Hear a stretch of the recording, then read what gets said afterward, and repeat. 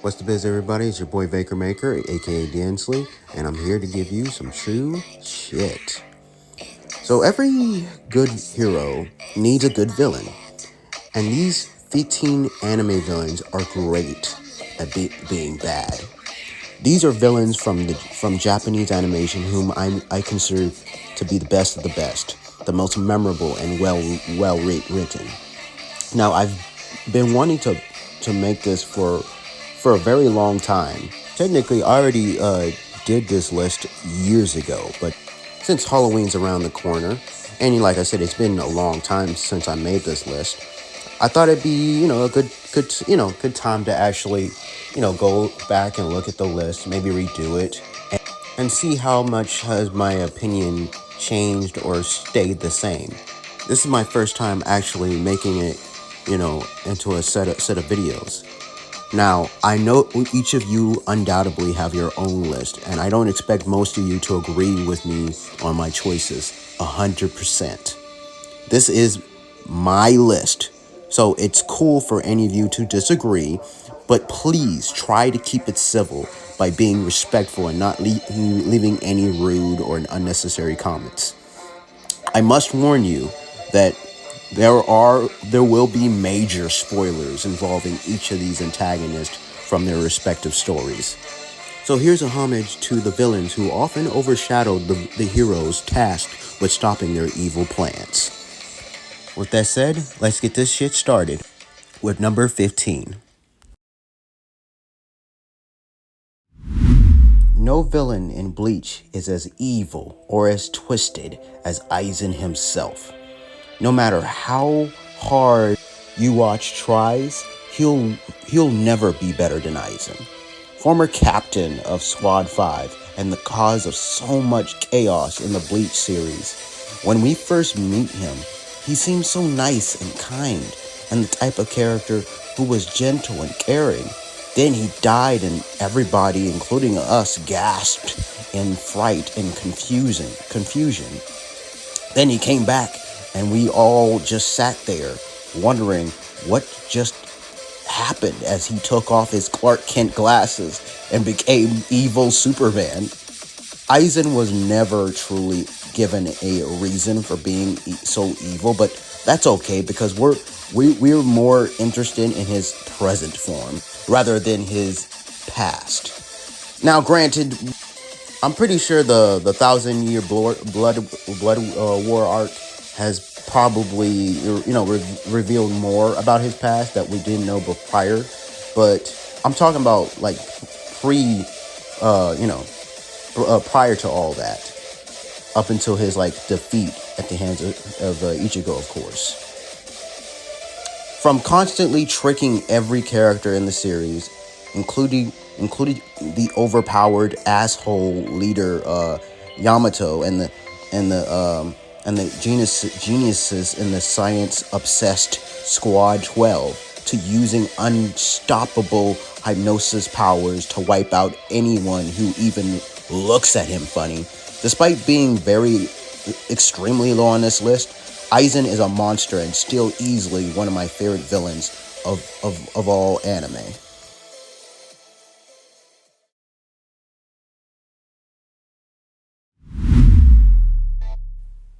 So this is one of the most difficult choices I had to juggle with when putting this list together. Since My Hero Academia is set in a world filled with superheroes, it makes sense for it to have supervillains as well, just like the Marvel and DC comics. The villains are among my favorite things about this series, each one different from the other, and offers a different obstacle for the heroes. Honestly, it was hard for me to pick a favorite, so I'm choosing to highlight the villains that stood out to me. For instance, there's the hero killer Stain, introduced in Season 2, the fight he has with Deku, Todoroki, and Ingenium is one of the most engaging fights in the series.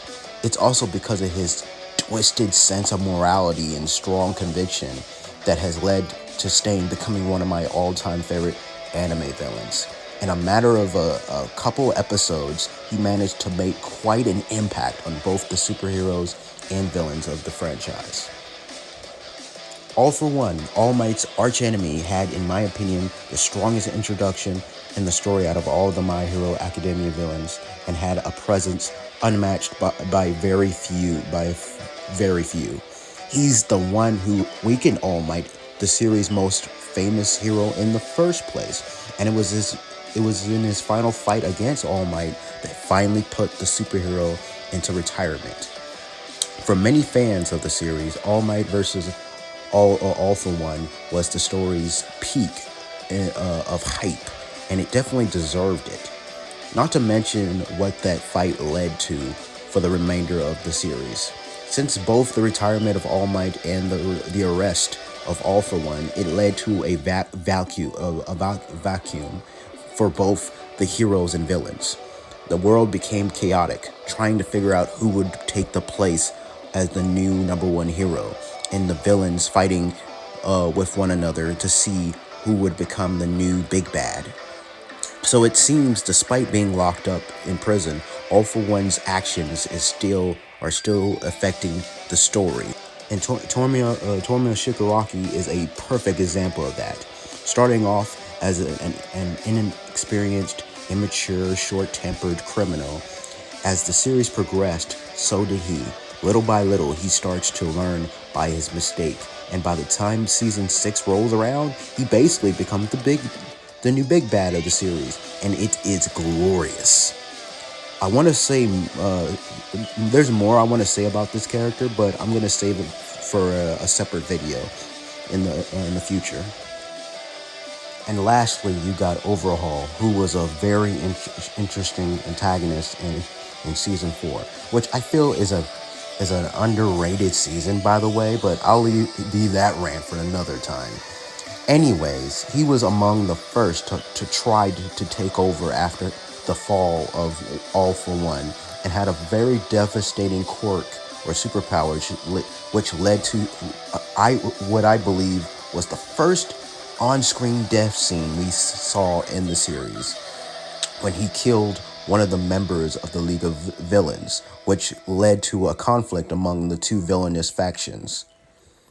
What he did to that little girl, Eri, still makes me sick to my stomach. And even after he was eventually defeated, the trauma left on Eri became a big plot point for the remainder of the season. Lemillion ended up losing his quirk against him, and he did kill All Might's sidekick, Sir Night-Eye. Lastly, we got to witness Midoriya, with the help of Ares' quirk, go full power with his one for all quirk against Overhaul, which was effing amazing.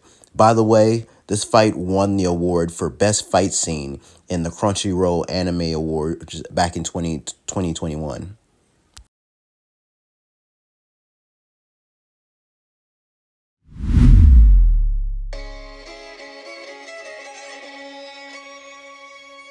One of the 10 strongest members of Aizen's army, Grimmjow is also the most violent and bloodthirsty, even going so far as to disobey Aizen's orders in order to go and seek out strong opponents.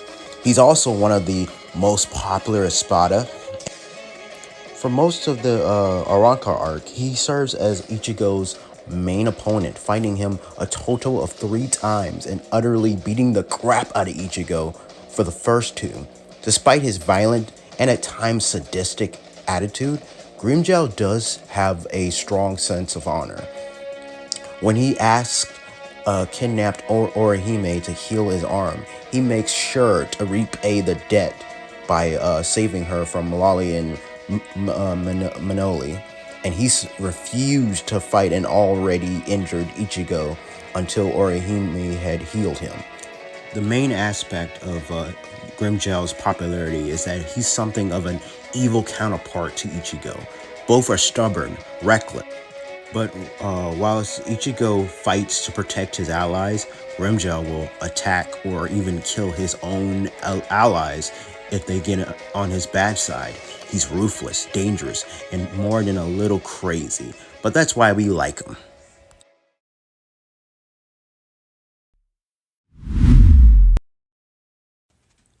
Throughout the entire Dragon Ball lore, we've witnessed our hero Goku encounter a lot of villains, from Emperor Pilaf to Cell to the Z Warriors' final and most powerful enemy in the canon story before the Battle of the Gods, in case any of you DBZ fans go on a tangent.